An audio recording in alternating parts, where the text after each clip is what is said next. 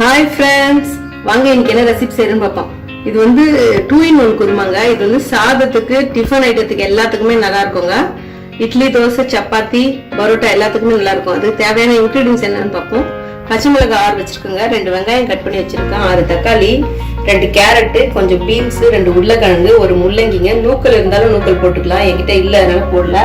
பச்சை பட்டாணி இல்லாதனால இந்த காஞ்ச பட்டாணியை ஊற வச்சு நான் வேக வச்சு வச்சுட்டேங்க.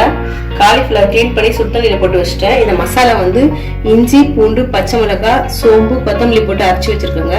இது தேவையான அளவுக்கு எண்ணெய்ங்க, தேவையான அளவுக்கு உப்பு, கருவேப்பிலை, பட்டை, லவங்கம், கடுகு, தேவையான அளவுக்கு தண்ணி வச்சிருக்கோங்க.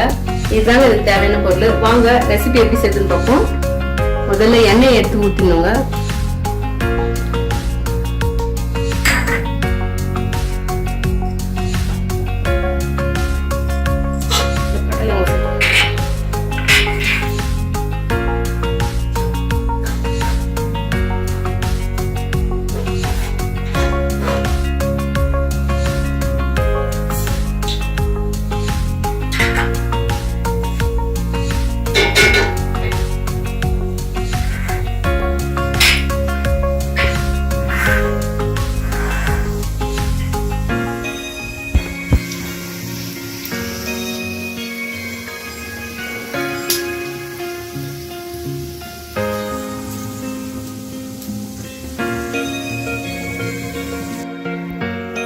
கடுகு நல்லா வச்சிச்சுங்க, அதனால கருவேப்பிலை போடுங்க.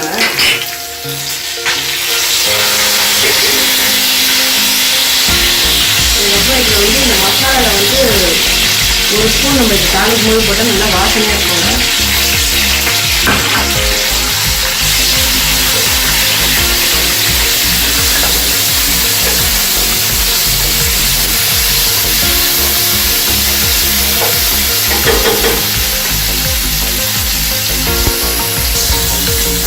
இந்த மசாலா நல்லா இதாகிடுச்சுங்க. அதுக்கப்புறம் இந்த பச்சை மிளகாய் போடணுங்க. பச்சை மிளகாய் நல்லா ஓரளவுக்கு வதங்கிடுச்சுங்க. இப்போ வெங்காயம் சேர்த்துக்கலாங்க. இப்போ இந்த வெங்காயம் நல்லா வதங்கணுங்க, அப்போ தான் இந்த குருமா ரொம்ப டேஸ்ட்டாக இருக்கும். எப்போவுமே இந்த குருமாக்கெலாம் வந்து வெங்காயம், தக்காளி எல்லாமே நல்லா வதங்கணும், அப்போ தான் நமக்கு டேஸ்ட் கொடுக்கும்.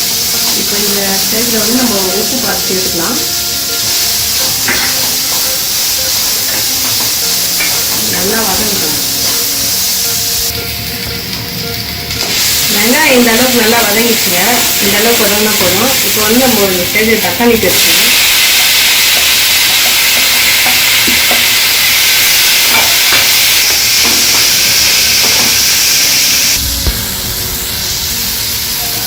தக்காளி இந்த அளவுக்கு வதங்கினா போதுங்க. இந்த ஸ்டேஜில் வந்து நம்ம காய்கறி ஒன்றா சேர்த்துக்கலாம். இப்போ வந்து ஃபஸ்ட்டு உருளைக்கிழங்கு சேர்த்துக்கணும்.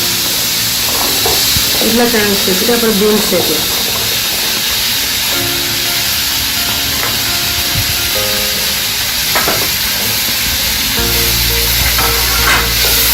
பட்டாணிலாம் வேக வச்சதுனால நம்ம அதை வந்து அடுத்த ஸ்டேஜில் சேர்த்துக்கலாம்.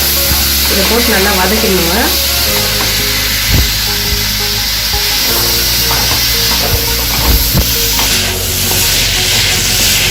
இது ஒரு பாதி வதங்கிடுச்சுங்க. இப்போ இந்த ஸ்டேஜில் வந்து உங்களுக்கு பாதி உப்பு போட்டுக்கிறோம். இதை போட்டு இந்த மசாலா இருக்கு இல்லைங்களா, இந்த மசாலாவை இதில் ஆட் பண்ணுவாங்க. ஏன்னா இதுலேயும் பச்சை மிளகாய் தான் போட்டு அரைச்சிருக்கோம், ஏன்னா நம்ம மிளகாய்த்தூள் போட போகிறதில்ல.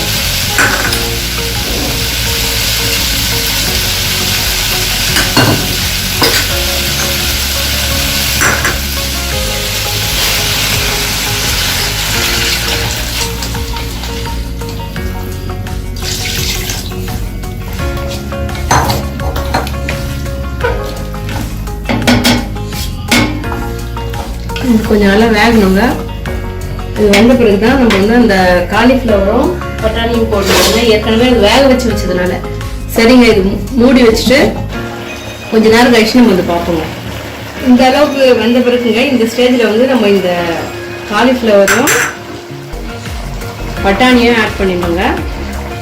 இந்த ஸ்டேஜில் வந்துங்க இந்த தேங்காயும் தக்காளியும் போட்டு அரைச்சி வச்சுருக்காங்க. 4 பீஸ் தேங்காய், ஒரே ஒரு தக்காளிங்க.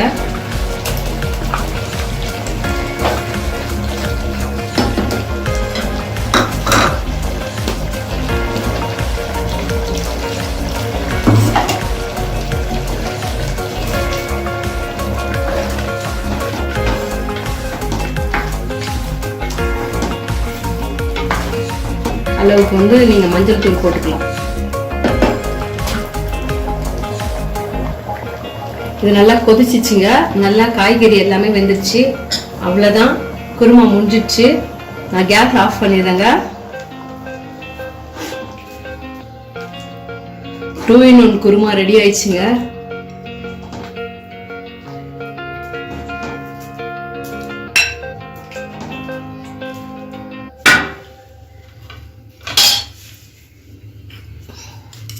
கொஞ்சம் கொத்தமல்லி போட்டு சர்வ் பண்ணிடலாங்க. சுட சுட 2-in-1 குருமா ரெடிங்க. பிடிச்சா லைக் பண்ணுங்க, ஷேர் பண்ணுங்க, சப்ஸ்கிரைப் பண்ணுங்க. Okay, bye friends.